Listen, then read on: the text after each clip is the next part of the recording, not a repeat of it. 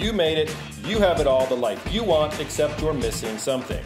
Welcome to The Guy Show, featuring the experts giving you the tips, tricks, and tutelage in wellness, lifestyle, and all things guy, and for the gals that love them. We are here to answer your questions and the things you want to know about. Welcome to The Guy Show. This week's episode of The Guy Show has Dr. Heidi Hanna, who's a best-selling author, an experienced speaker, and an authority on brain-based health.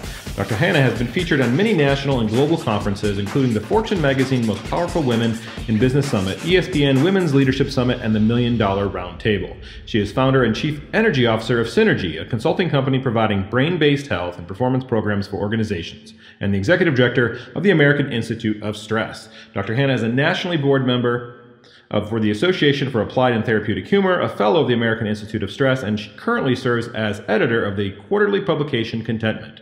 Dr. Hanna recently created the Beyond Funny Project, a nonprofit dedicated to providing resources and education related to the benefits of healthy humor. Hey, I'm so excited here. We got Heidi Hanna here on the show. Got to know her recently. Her parents live close to where I am, and she came in and got to see me here in my hometown here in Idaho, and it was a blast seeing her and hanging out for a little bit. So, Heidi, welcome to the show. Thank you so much. Great to see you. Oh, it's great to see you. I'm excited to have you on here. And you do so much with stress and the humorous aspect of trying to decrease stress in the body. What are some things that you see in people that stress causes in their life? Well, actually, pretty much anytime someone comes to talk to me about something that's going wrong, I hate to be cliche about it, but I always have to ask, what's going on with your stress? Because, even last week I was actually on vacation and I was talking with a woman who was really struggling with her brain, and she felt like maybe she was starting to get Alzheimer's or dementia. I started mentioning that I do a lot of work with brain health and brain training, and she just broke down crying, and she's saying, I just can't remember things. I feel like I've got this brain fog.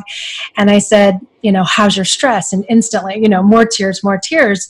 And I find that so often, whether it's lack of sleep or weight gain, weight loss, irritability, aggression, certainly things happening with the brain, stress is almost always the number one factor. And I think people brush it under the rug because everyone has stress. And we kind of throw everything into this stress bucket. Anything that's wrong is like, oh, I'm stressed, but everyone's stressed, so who am I to take care of my stress? And most people don't even know what stress is or what it means or how it's impacting them. So I think people kind of brush that part off, and then they're saying, well, what should I be eating, or how should I be working out, or what should I be doing? Because our inclination is to do more, not to do less. And it's actually really uncomfortable for people to kind of slow down and realize that they need to be doing less to be doing a better job at what they're doing. And that's just kind of the opposite of what we're often being taught about hustling and hacking and all that kind of stuff. Yeah, I think that's one thing key too, is people put that under that umbrella of stress, like everything hits that stress thing. But what's interesting is the body really only knows how to deal with that through that single process of the stress response. And so, that's right. And so that's no matter what's going on with it. So I think of it as that upper portion of an open umbrella, and really it all funnels into the handle itself.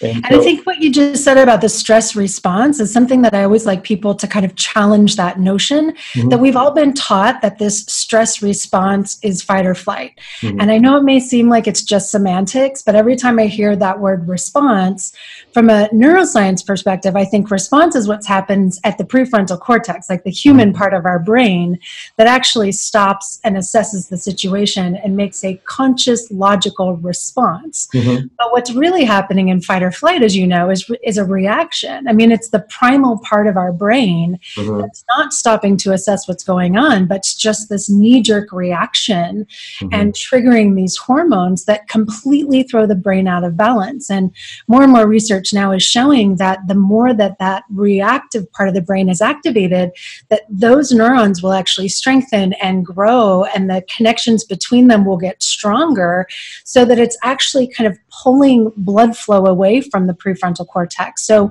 when people start to feel like they're losing their mind, and I say, well, let's look at your stress, there's a reason for it. I'm not brushing away the brain fog and memory issues and irritability and things that are going on. But once you really kind of understand the way that the brain is organized in this triune brain, starting with the primal and then moving to the human, you realize that as long as we're stuck in these reactive modes and those hormones are being released and those connections are being strengthened, then the only way for that to happen is to pull from where we can make responses. So a big part of the work I do in stress mastery is learning how to move from those reactions to actually identify them, become aware of them, understand them, and then turn them into responses, because stress is really fuel for positive change once we know how to use it. But if we keep pushing it away or brushing it aside, it just causes more and more issues.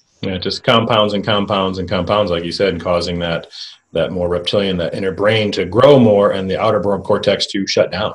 Absolutely. And you can see this in a brain scan. I mean, it's kind of crazy. I had my brain scanned probably 5 years ago after going through so many challenges with anxiety and depression. And I have a condition called vasovagal syndrome. So when I get overactivated, I will literally faint. And doctors would say, we're not sure what's going on. It might be epilepsy. We could give you medicine. I mean, I went through over 40 years of just guessing. Finally got a brain scan. And it was so amazing to clearly see the overactivation of that kind of monkey brain amygdala and the underactivation of the prefrontal cortex. So I was unable to self-regulate when I became triggered by things that actually, instead of fighting or flighting, caused me to freeze or faint, which really was not fun. Now, when I recognize that, I can navigate it more effectively, to kind of see, okay, this is what's going on, to understand that my brain's just trying to help me, not hurt me. And if I can use that stress energy for what it's for, by taking some sort of imperfect action, by exercising, by connecting with social support, and humor, as you mentioned, like humor is a way of not ignoring the stress of our lives, but creating a new mindset where we can play with the irony of maybe the circumstances of our life, or we can appreciate what's fun and enjoyable in our life more, just to give our brain more balance. So we're not constantly scanning for what's negative.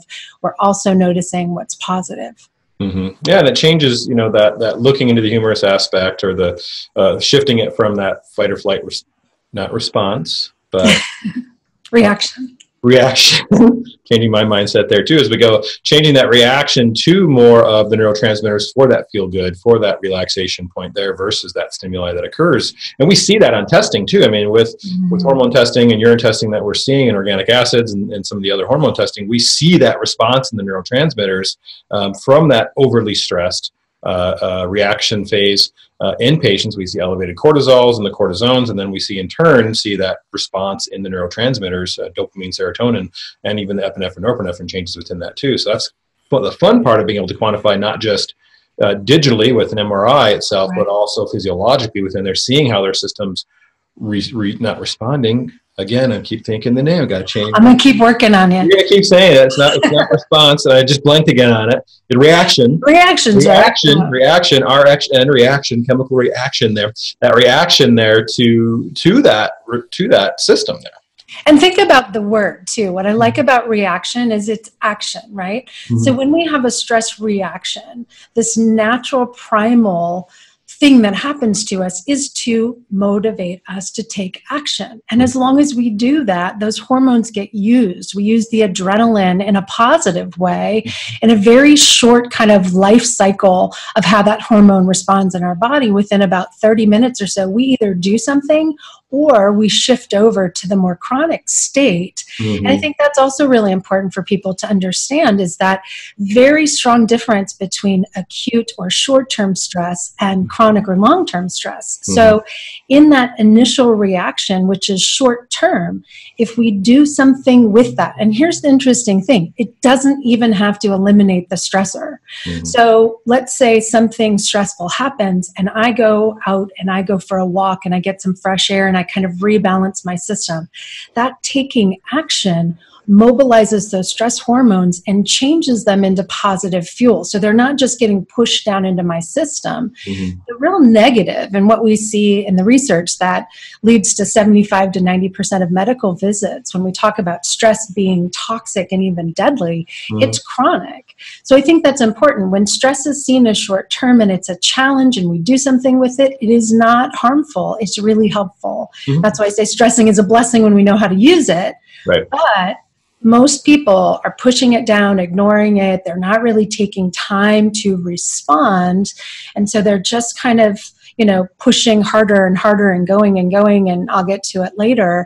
And that's where it turns into chronic. And unfortunately, if we stay in a chronic stress state, we actually rewire our entire nervous system. So you've got the hormones that you mentioned happening, the neurotransmitters, and you've got the nervous system, the sympathetic, parasympathetic reactions getting out of balance. So now you're getting kind of hijacked even more quickly. And some people become sensitized to that. So now they're picking up, noise and contagious stress from people around them without even noticing that it's taking a toll on their own health. Yeah, the chronic health aspect from that is immense. We see it clinically all the time. Early onset of diabetes, cholesterol issues, cardiovascular issues, atherosclerosis within there, the early dementia, early memory loss, everything. And it's all physiologically based because of that stress reaction. See, I said it right that time. That's reaction there. Fast learner. Fast learner through there. Doesn't mean I'll remember it, but I'll have it for now. But it feeds such that process, and it's one of the common things we see people come in with is that brain fog, that fatigue. They're just like, man, I can't remember. Like, why am I here in the first place? Sometimes that happens, but it changes, and we've seen, in the 20 years I've been practicing, we've seen it occur more and more and faster in people, and it's harder and harder to get them out of that state. Yeah. Well, stress is also incredibly addictive. And I wrote a book called Stressaholic just for that reason, because I realized in myself that here I was the so-called stress expert, and I was traveling around the world and teaching people how to navigate stress more effectively. And I couldn't calm myself down because I actually really enjoy the challenge and the adventure and the travel and working. Like, I love working because I'm passionate about it. And that's all really good. But I think it's important for people to understand kind of energy management as well, that you have a certain capacity. And I always think about energy oscillation, like you have energy output, energy input. And really my kind of working definition of stress is what happens when demand exceeds capacity. So anytime you're putting out more energy than you're replacing, even if you don't think of it as stressful, it is stressful on your system. So we really have to build in proactively downtime and recharge time. And even when it doesn't feel good, and I think that's the part, like, people think they would feel like they were tired. They would feel like they need to rest if they need to rest. But if we really understand these stress hormones are pushing you to keep going, then we know that actually creates an addictive cycle in the brain. So actually slowing down can feel a bit like detox from sugar or, from anything else, from alcohol, because it's acting on that same reward system. Yeah, and that brain, particularly from the dopamine response within there, from the epinephrine, norepinephrine stress response reaction, that triggers that. That dopamine is that major hormone in the brain, neurotransmitter for addictions, and that gets triggered. That just sets up that process even more so. Yeah. And this is what also ends up then leading to a lot of the brain issues. It's why stress is so correlated with mental health issues like anxiety and depression, but even Alzheimer's. A big part of why I started studying the brain was because I've had 3 grandparents with Alzheimer's disease, and I wanted to understand if there was anything I could do or anything I could do to protect my parents. And I was really shocked to find out that the vast majority of risk factors are within our control, and chronic stress is number 1. So we know that age and gender are risk factors that we can't do anything about.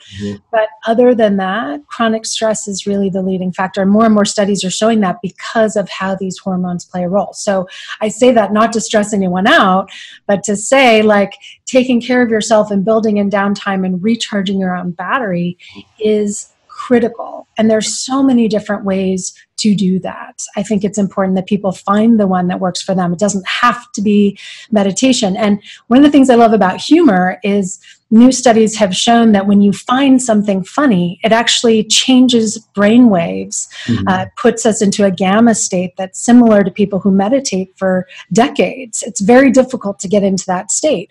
But when you find something funny, it has a similar reaction, because you wouldn't find something funny if you were truly in a threat state.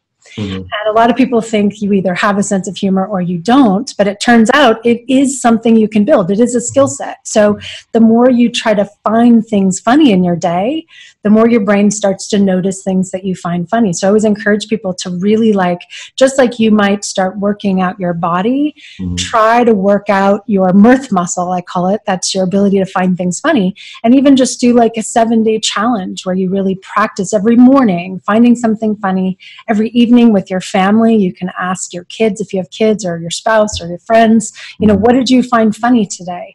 And the more you can share that with each other, the better your brain will actually seek out opportunities to find things funny. And I know you do this all the time. In the limited time I've spent with you, you are quite a card, I must say. Well, I try to find humor in everything, and particularly in our vocalization of words and communications, there's so many things within there that cracks me up personally. I mean, I keep a majority of it in my head, because I know it's I really want to say something here, but I shouldn't. But it's the humor in life is so key that I found through myself to, one, keep stress at bay, but also to get people into that humorous thing, whatever tough situation. I mean, when I trained for Ironman, I do CrossFit, the workouts we do, I mean, they're just vicious, brutal workouts that, physiologically stress your system, your stress reaction a ton. Right. But when we joke about it and laugh, the coach would put up this really ridiculous workout, and we'll be talking and we'll walk up and kind of take a 0 off a couple of them, so we're not doing so many. And then she'll go to, talk about it. And she's like, wait, only no, there was 30 here. And then she'll just look at me and everybody laughs. And so it allows us to get through that stress to the system a lot easier using that little bit of humor there. And it's such a great connector between people. It diffuses any status. So as a practitioner, it's great to use some humor. I'm on a board of a group called the Association for Applied and Therapeutic Humor. And a lot of our members are healthcare practitioners, but a lot of them are also business leaders who use humor as a way to kind of create an even playing field between people. And of course, we don't want to use harmful humor. Anytime something is powerful, it can be used for bad. So it's important that we use humor in a building way. And a great way to do that is kind of to make light of challenges that we're going through. So I'll share another thing interesting in the research is that, we know a lot about cortisol, that cortisol can actually cause deterioration in the hypothalamus, and in the hippocampus, in the memory center of the brain. Mine's off a little bit from my fall this morning. But in the hippocampus, it'll cause some atrophy.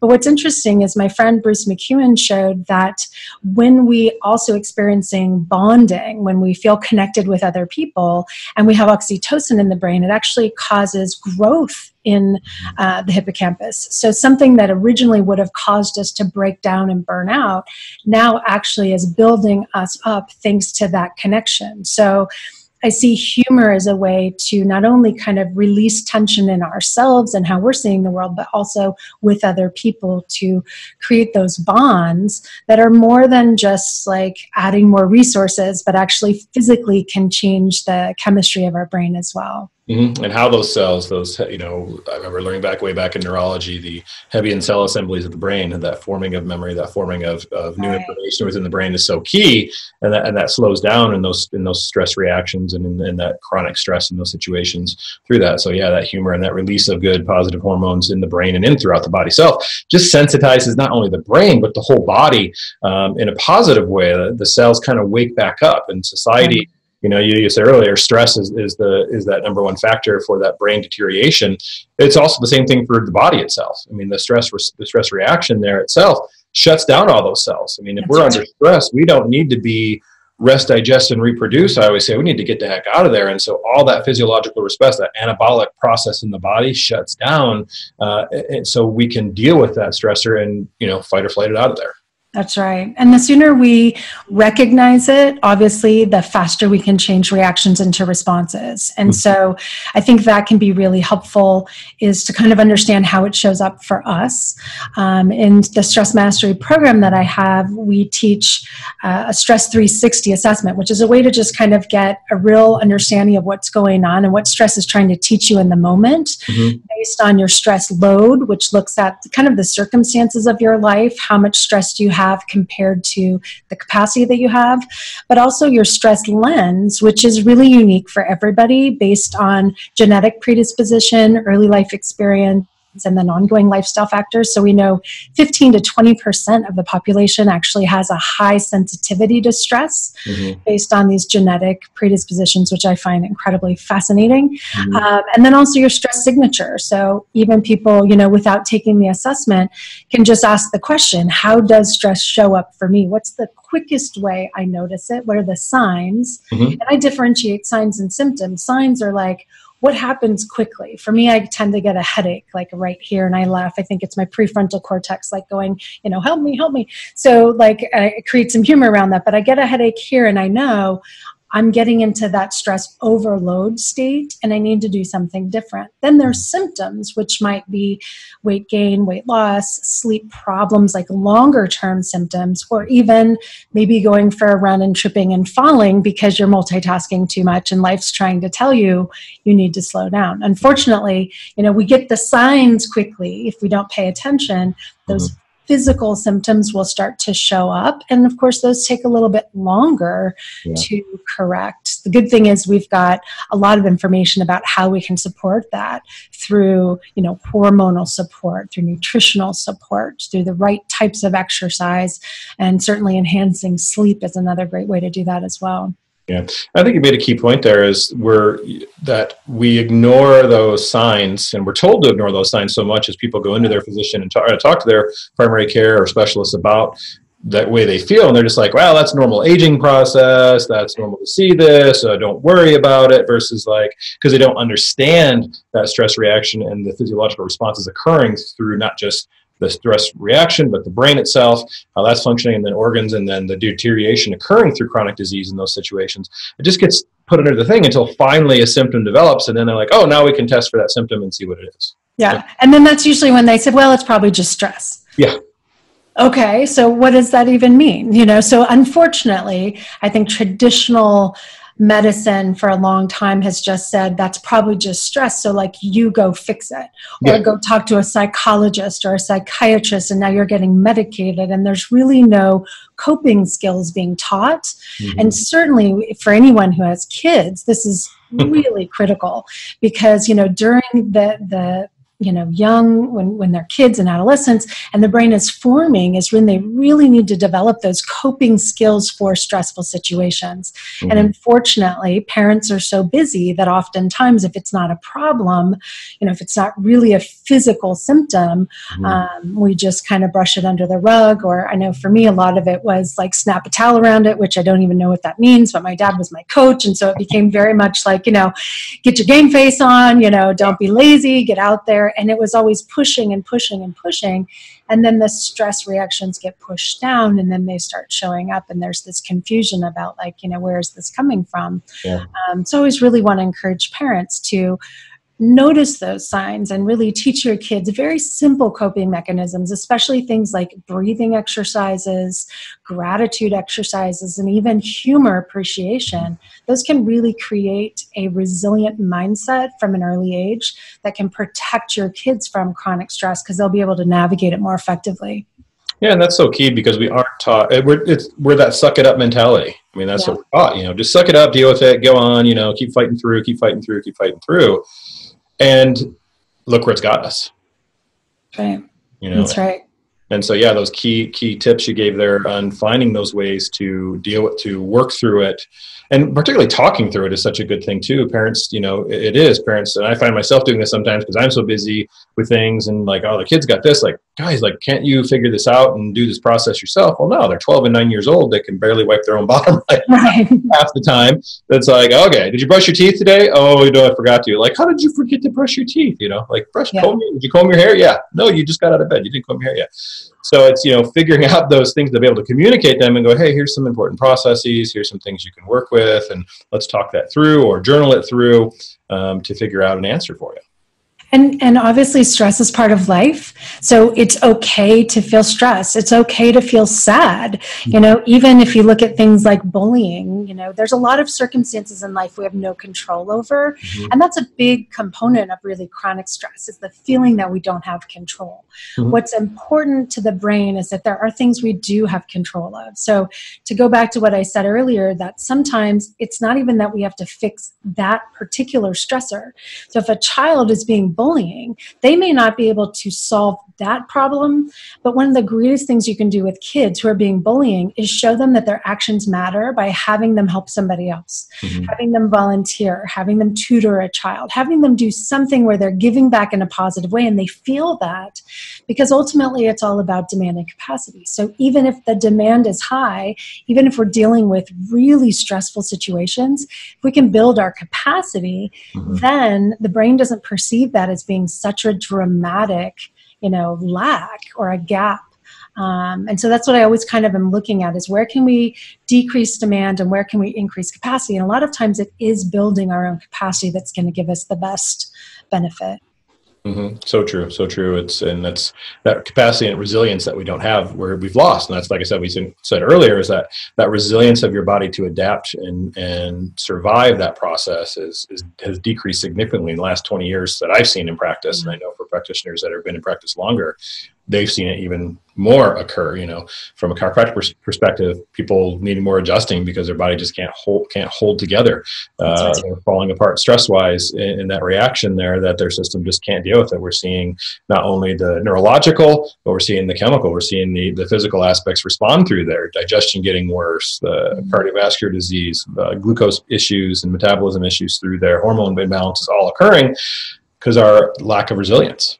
That's right. Yeah. So I guess the way I like to frame this for people, again, going back to that demand and capacity, is just to think about energy output and energy input and really keep it as simple as that. So if stress is demand versus capacity, how do we boost that? Mm-hmm. And it's not about taking a vacation and putting it all back in, just like taking vitamins. Unfortunately, we can't take all of them one day and be done.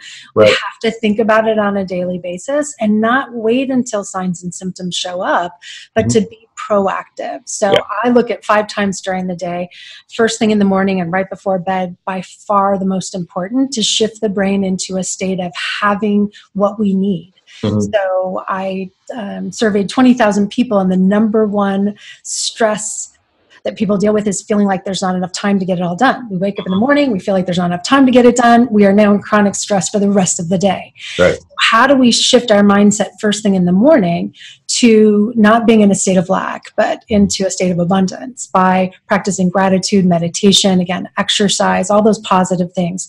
Even something like having a cup of coffee can change from rushing out the door with coffee to sitting, being still, being grateful, doing some journaling, reading something inspirational. I mean, there's a lot of things before we start taking in all of the need to do stuff. Yeah, that's super important. And then right before bed, priming the brain to be into a state where it can sleep more effectively. Most people are not sleeping well, mm-hmm. and they know that they should be getting a certain amount of sleep every night, which just stresses them more because they're not getting it. Mm-hmm. So priming the brain by taking down time beforehand, thinking about what you feel grateful for. And these are such simple practices. I think a lot of people brush them under the rug because they're just so easy, mm-hmm. but they're so incredibly powerful. It will shift kind of the non-conscious bias of the brain from being in a negative state to a positive state. Yeah. And then how we eat, how we move, and how we take breaks during the day is going to create that kind of oscillation for people. Yeah. Now you have a course that you are putting out shortly. Stress Mastery. Yes, that's right. So let's talk about that. Yeah, so there's 2 different programs. So we have a stress mastery course that anybody can take. And it is an online as well as a live coaching program where people get 60 days of live coaching calls. It's not super, I don't want to say intense, that sounds stressful, but it's very detailed from the state of kind of the neuroscience of stress. So people really want to understand what's going on under the skin, under the surface, and how to change that. I talk about 7 stress mastery habits that people can learn. Mm-hmm. And then we also have, which I'm most excited about, a stress mastery professional training program where people can become certified with the American Institute of Stress to be a stress educator and take this information out to the world. Mm-hmm. So people can get information about that on my website, and I'm sure we can put notes in your show notes as well. We will for that, and links to that there for both of those. For the layperson, we'll say, the average person there who would like the course for them, and then of course the practitioner course for the certification to help those people too through that process. And we need that so much because, as you know, it's just so simple. We're programmed now with this understanding of stress that's just not working for us. So we really need people out there, even if you're not in healthcare. If you want to bring this into your company, into your business, into your family, into your church, I think it's really important because we know people are really suffering from this, and it's time that we kind of redefine stress and have an open conversation about it. I think it's the only way we're really going to shift the stress epidemic, which really is at an epidemic level right now, and improve mental health, which is really the end game for me in all of this. Yeah, very similar to Robert Sapolsky's work. His work has been integral in my learning, and then also with my students too. Absolutely. So detailed in that stress reaction and how it affects physiologically in the body itself. That's right. And we have a lot of Dr. Sapolsky's work incorporated into ours, as well as we've got a whole bunch of senior faculty from Harvard Medical School, as well as the American Institute of Stress. We have some great fellows there. So what I love about this is we're really pulling together some of the groundwork that Robert Sapolsky, Bruce McEwen kind of laid for us, but then also adding, every day we're learning new things in the lab, and it takes so long to get that information out to the public. So we're trying to speed that up a little bit by having those people collaborate with us, and from a very integrative perspective as well. So we have exercise physiologists, we have nutritionists, psychologists, as well as neuroscientists, kind of all at the same table looking at how we can tackle this together. Good.